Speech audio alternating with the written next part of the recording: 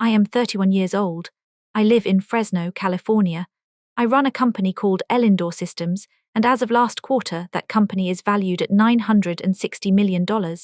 I own 36% of it. My mother thinks I might be unemployed. That is not a joke.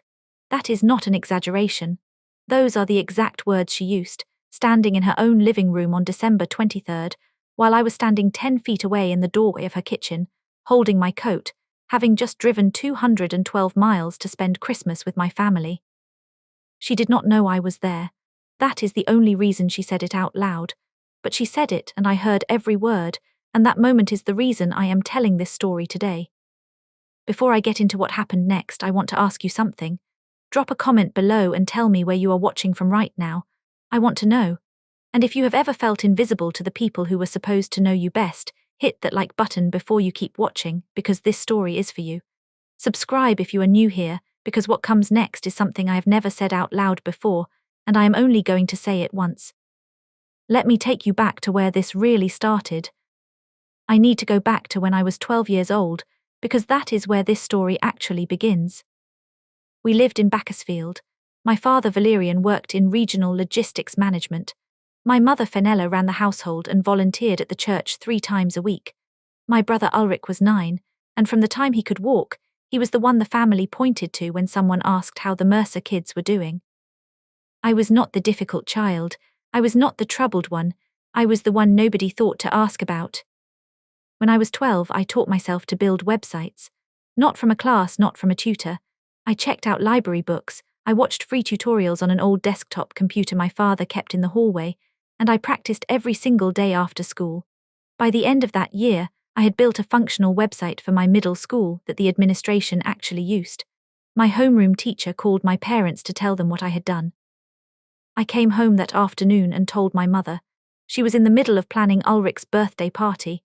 He was turning 9 and she had a spreadsheet open on the kitchen table with a guest list, a cake order and a timeline for the weekend. She looked up at me and said, "That's nice, honey," and went back to the spreadsheet. That was it, that was the whole conversation. I went to my room. I sat on the edge of my bed. I was 12 years old and I did not cry. I just sat there and understood something for the first time. The things I did were not going to register in this house the same way Ulrich's things did. I did not know why, I just knew it was true. 2 years later, when I was 14, I entered a citywide web design competition. I won second place and a check for $200. It was the first money I had ever earned from something I built with my own hands. I was so proud of that check that I held it with both hands when I walked into the house. I showed it to my mother. Fenella looked at the check, then at me, then said, $200. Ulrich made more than that selling lemonade last summer. I folded the check and put it in my pocket. I did not say anything. That night my father Valerian came home and I thought about showing him. I did not. I put the check in a drawer in my room instead and used the money the following month to buy a better keyboard. At 16, I took on my first real paid project. A local hardware store owner found me through a friend of a friend. He needed a full website rebuilt. I charged him $1,400, which I had researched as a fair rate. I did the entire job over 6 weeks, working evenings and weekends. When the site went live, the owner sent me a thank you note and a $50 gift card. I did not tell my family I had taken on a paying client. I did not tell them when I finished. I used the money to buy a better laptop, which I kept in my room with the door closed. Ulrich noticed the laptop. He came into my room, looked at it and called my father in. Valerian looked at it and said, "Don't let that distract you from your schoolwork." Nobody asked how I paid for it. Nobody was curious enough to ask. I learned something important that year. Not bitterness, not resentment, but a very practical understanding. Explaining myself in this house cost energy I needed for other things, so I stopped doing it. The decision that changed everything came when I was 17. I applied to MIT's undergraduate program in computer science, concentrating in human-computer interaction. I did this entirely on my own. I researched the program, requested my transcripts, wrote my essays, and submitted my application on a Tuesday afternoon while my mother was at church and my father was at work. When I received the acceptance email 4 months later, I printed it out and brought it to the dinner table that evening. I set it in the middle of the table. My father picked it up first. He read it, passed it to my mother. She read it. There was a silence. Then Fenella said, MIT, that's in Boston, who's paying for tuition? I said full scholarship, and a monthly stipend. My father nodded. My mother set the paper down. Ulrich asked when we were having the roast chicken he had been promised. My mother stood up and went to the kitchen. The acceptance letter sat on the table through the rest of dinner. No one picked it up again. No one said congratulations. Not that night, not the next morning, not at any point that I can remember. I moved to Boston 2 months later. I packed my own boxes. I drove my own car. When I left, my mother hugged me briefly at the door and said, "Call when you get there." I called when I got there. She said, "Good, glad you made it." We talked for 4 minutes.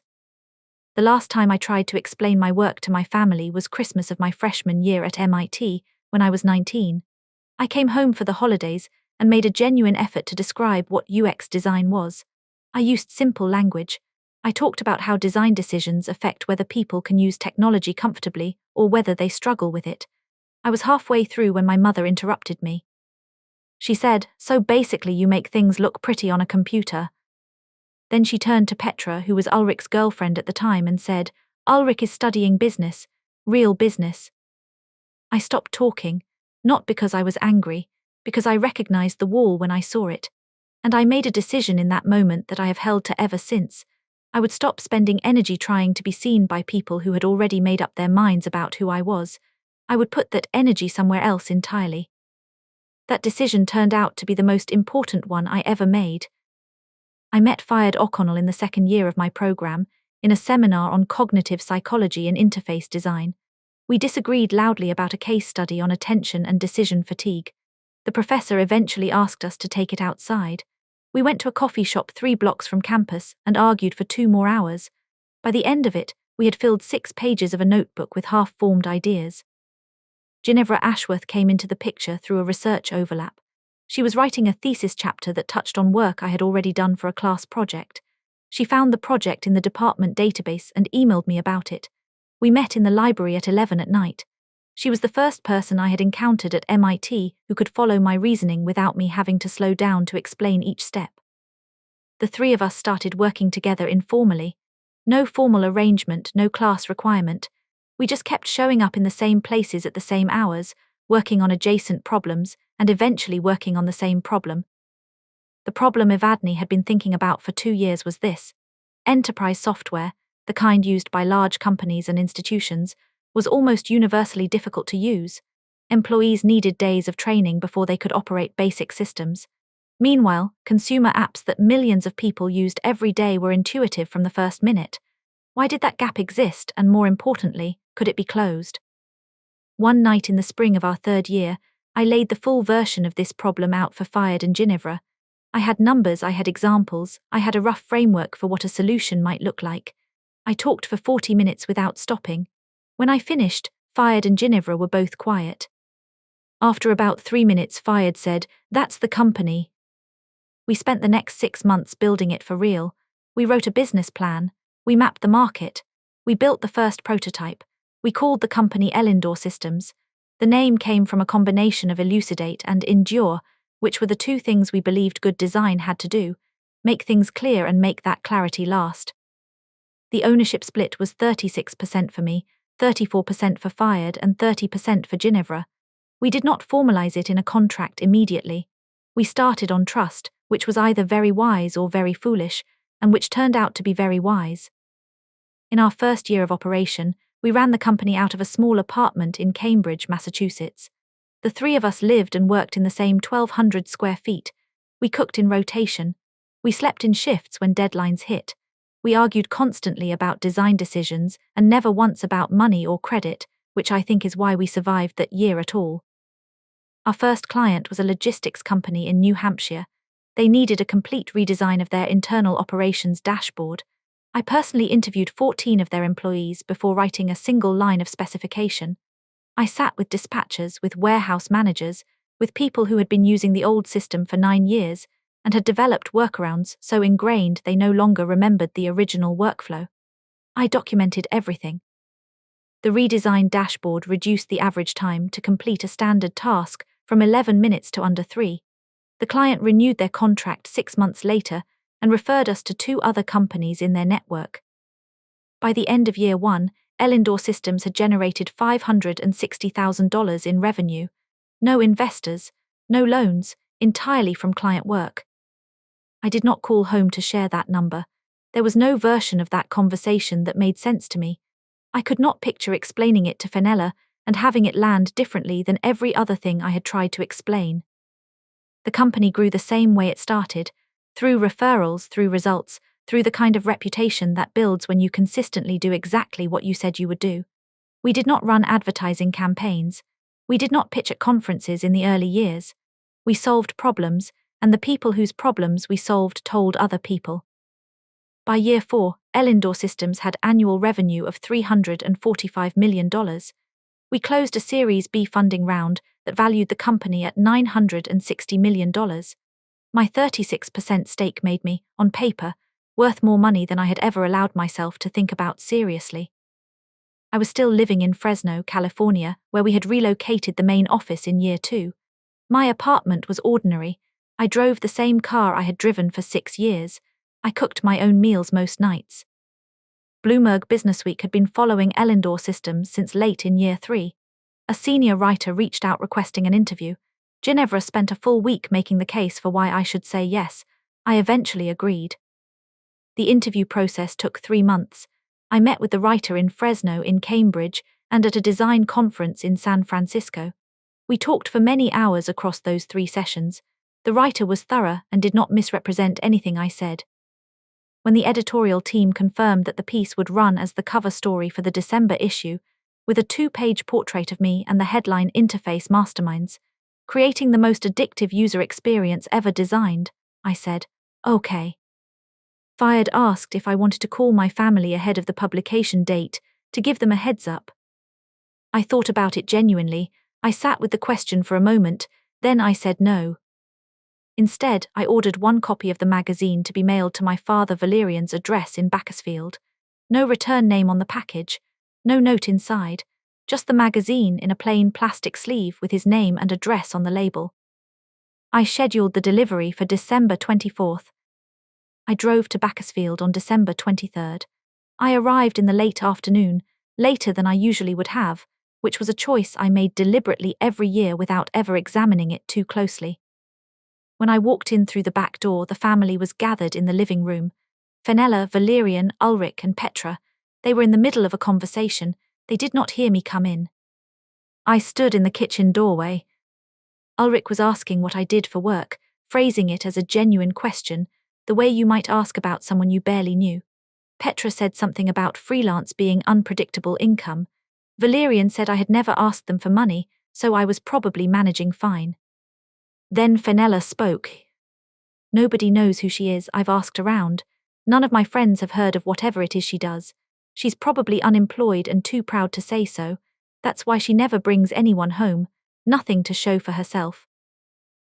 Nobody pushed back. The room absorbed it and moved on.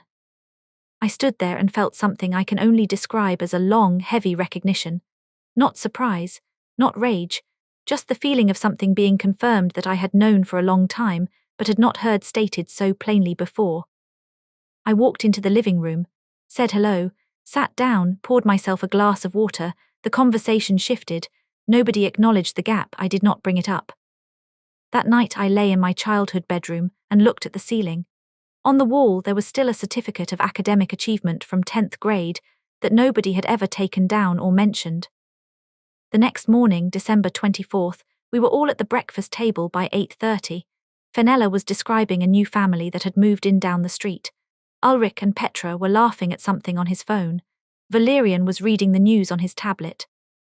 I was holding my coffee with both hands and watching the clock. At 9:20, the doorbell rang. Valerian got up to answer it. I heard the door open, a brief exchange, and the door close. He came back into the kitchen carrying a padded envelope. He looked at the label, frowned slightly, and said, "It's addressed to me, no return name." Fenella said, "Who sends mail with no name?" Valerian set the envelope on the kitchen table and opened it. He reached in and pulled out a magazine in a clear plastic sleeve. He turned it over. The room went quiet. On the cover of Bloomberg Businessweek was a full-color photograph of me. Professional, taken in the Fresno office, lit properly. My name was not on the cover itself, only in the interior headline, but my face was there unmistakably, filling most of the front page. Below the photograph, in large clean type, Interface Masterminds, creating the most addictive user experience ever designed. Valerian stood holding the magazine. His eyes moved from the cover to my face and back to the cover. He did this twice. I set my coffee cup down on the table. I did not say anything, I waited. Ulrich pushed back his chair and walked over to look. He stopped when he saw it. He stood very still for a moment, then he said, "What the?" and did not finish the sentence. Fenella reached across and took the magazine from Valerian's hand. She looked at the cover. She read the headline. She opened it. Page 48 and 49, a 2-page spread, a large portrait photograph, and my full name in bold at the top of the article.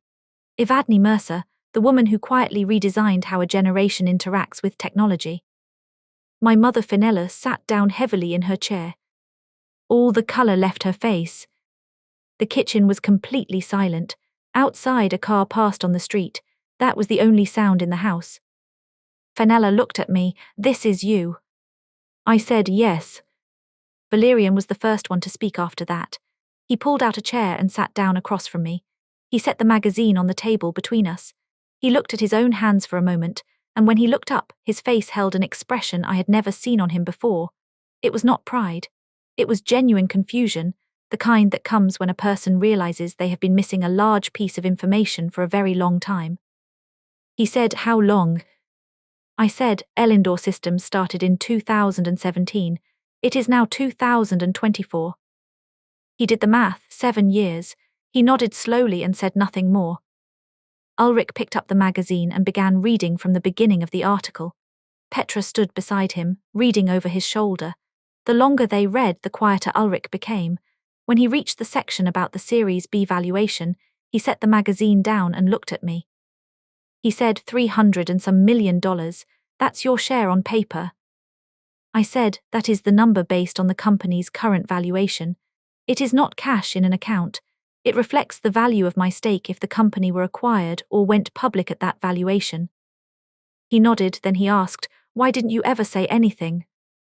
I looked at him directly. "Would you have listened?" Ulrich did not answer. He looked at the magazine again instead.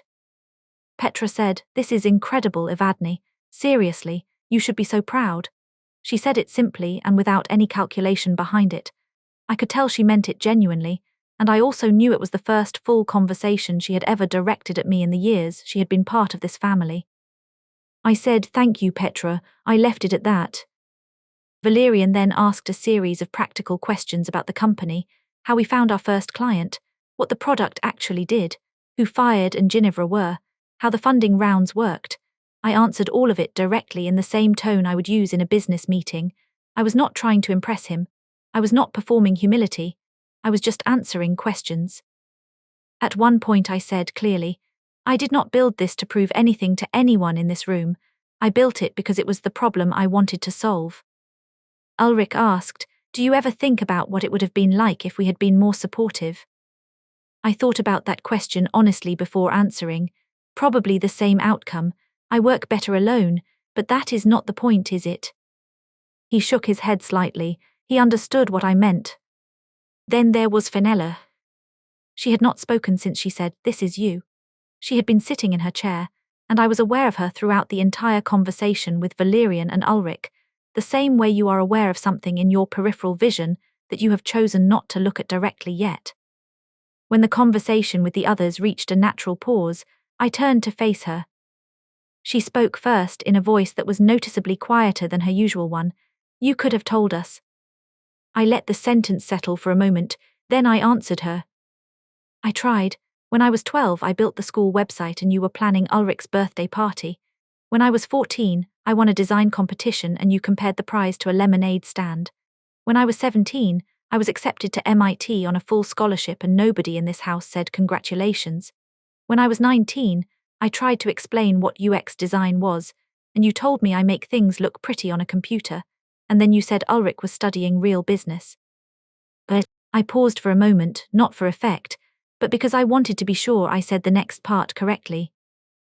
I stopped explaining because you had already decided who I was, not because I was hiding anything, because there was no point in continuing to offer something that was not being received. Fenella opened her mouth, then closed it. I continued, I am not angry with you, I want to be clear about that, but I am also not going to pretend that yesterday did not happen. You said nobody knows who I am. You said it in your own kitchen. And I was standing 10 feet away. I heard you. Fenella said quietly, I didn't know you were in the room.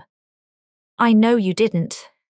That was the end of the exchange. I did not push further. There was nothing more to say that would have served either of us.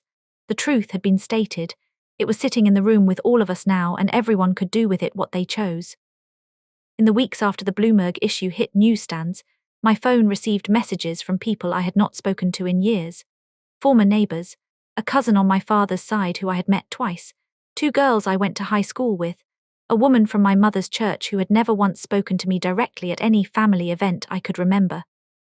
All of them had seen the article, or seen something about the article online, or heard about it from someone else. My mother Fenella sent a handwritten card. Inside she had written, I'm sorry I didn't know sooner. Nothing else. I read it once, put it on my kitchen counter, and left it there for a few days before placing it in a drawer. My father Valerian called about 2 weeks after Christmas. We talked for close to 20 minutes, which was longer than most of our calls. He talked about decisions he had made when Ulrich and I were young, about what he had thought it meant to be a good father, about things he now understood differently. I listened without interrupting. When he finished, I told him I appreciated him saying it. I meant that. Ulrich sent a long email. The first half was an apology. The second half asked whether there might be opportunities to work together or whether I might be able to connect him with investors in my network. I replied to the first half. I did not acknowledge the second half. A few weeks after all of this, I was in the Fresno office after hours with Fired. We were drinking tea and doing the kind of slow, meandering debriefing that only happens when you have known someone long enough to not need to explain the context. Fired asked how I was feeling about everything with my family. I thought about it before answering. They believe Bloomberg, I said. They didn't believe me, that's the part that is hard to sit with. Fired was quiet. She did not rush to fill the silence with reassurance, which is one of the things I value most about her. It is not entirely their fault, I continued. I stopped giving them opportunities to know me a long time ago, but the reason I stopped, that part belongs to them. I had never said that out loud before. Saying it did not make me feel lighter exactly, but it made the thing feel more real and more finished at the same time. About a month into the new year, Unemployed Systems held its end-of-year company gathering, which we had pushed back because of the holiday schedule. 31 people in a restaurant in Fresno. Ginevra stood up and spoke about the year. She was not a person who gave speeches easily, which made every word she said carry more weight. Fired added a few things in her particular way, which managed to be both blunt and generous at the same time. Then they both raised their glasses. I looked around the table at those 31 people. Every single one of them had joined Elindor, knowing exactly what the company was and what it was trying to do. Several of them had turned down higher-paying offers to be there. None of them needed a magazine article to tell them the work mattered. They had known before Bloomberg, that was the difference, that was the whole difference. I raised my glass with everyone else. I have not cut off my family. I call Valerian every few weeks. I went back to Bakersfield the following Easter. I do not stay overnight the way I used to avoid it, but I go. Things between Fenella and me are not repaired exactly. They are something more honest than they were before, which is its own kind of progress. What I stopped doing is waiting. I had spent a very long time waiting for a moment when they would understand what I was building and why it mattered. That moment arrived on December 24th, but it arrived because of a magazine, not because of anything I said or did or showed them. And that distinction matters to me. It tells me what was actually happening all those years. They were not waiting for information. They had already decided. I stopped letting their decision define how I felt about my own work. On a morning in January, I sat at my desk in the Fresno office and looked at the interface my team was developing for a new client. There was a problem in the navigation flow that had been sitting unsolved for 3 days. I looked at it for a while, then I saw it. I started writing notes. Nobody needed to know what I was working on, but the people in the next room and the people down the hall and Fired in Cambridge, and Ginevra wherever she was that morning they knew. And that, I have come to understand, was always enough. The hardest part of building Elindor was never the funding rounds, or the hiring decisions, or the client negotiations. The hardest part was continuing to believe in the work during all the years when the only people who knew about it were the three of us eating in a 1,200 square foot apartment in Cambridge. I kept going anyway. That is the only thing I know how to do. If you have something you are building right now, something that the people closest to you do not understand or have not asked about, I want you to hear this. You do not need them to understand it first. Build it first. The understanding can come later, or it may never come at all, but the work has to start today. Now I want to hear from you. Has anyone in your life ever dismissed what you were working on, only to come around after someone else validated it? Leave your story in the comments. I read every single one. If this story meant something to you, share it with one person who needs to hear it today. Hit the like button if you stayed until the end. Subscribe so you do not miss what I share next. And to everyone who has been part of this community for a while now, thank you for being here. Keep building, keep going. You do not need anyone's permission to be exactly who you already are.